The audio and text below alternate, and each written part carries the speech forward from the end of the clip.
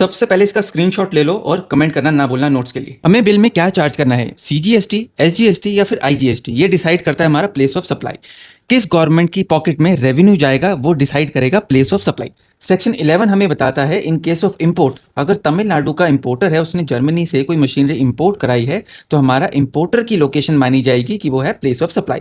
अगर हमने एक्सपोर्ट करा है, तमिलनाडु के बंदे ने अगर जर्मनी में एक्सपोर्ट किया है तो प्लेस ऑफ लोकेशन बनेगी जर्मनी। सेक्शन 10 हमें बताता है अगर गुड्स की मूवमेंट है हमारे सप्लाई के केस में, जैसे दिल्ली से माल चला, वो आगरा में जाके उसकी मूवमेंट खत्म हुई, तो हम मानेंगे प्लेस ऑफ सप्लाई है आगरा यानी उत्तर प्रदेश। अगर गुड्स की मूवमेंट सप्लाई में नहीं हो रही है, जैसे रिलायंस स्मार्ट का एक स्टोर है, अगर उसी स्टेट का कोई कस्टमर उससे सामान लेता है या फिर किसी और स्टेट का कस्टमर उसके स्टोर से सामान लेता है, तो यहाँ पर डिलीवरी के टाइम पर उस गुड्स की जो लोकेशन है उसी को हम मानेंगे place of supply. Third case है हमारा जहाँ पे केरला का एक बंदा है जिसने सप्लायर जो कि हरियाणा में बैठा है उसको कहा कि मेरे बिहाफ पर रेसिपिएंट जो कि दिल्ली का है वहां पे आप गुड्स पहुंचा दो। यहाँ पे हमारा डीमिंग फिक्शन लग जाता है। डीमिंग फिक्शन से इसकी मान लिया जाएगा कि गुड्स इस केरला के तीसरे पर्सन ने रिसीव करे हैं। इसको हम कहते हैं bill to ship to model, यानी बिल किया इस थर्ड पर्सन को और गुड्स शिप करे दिल्ली में।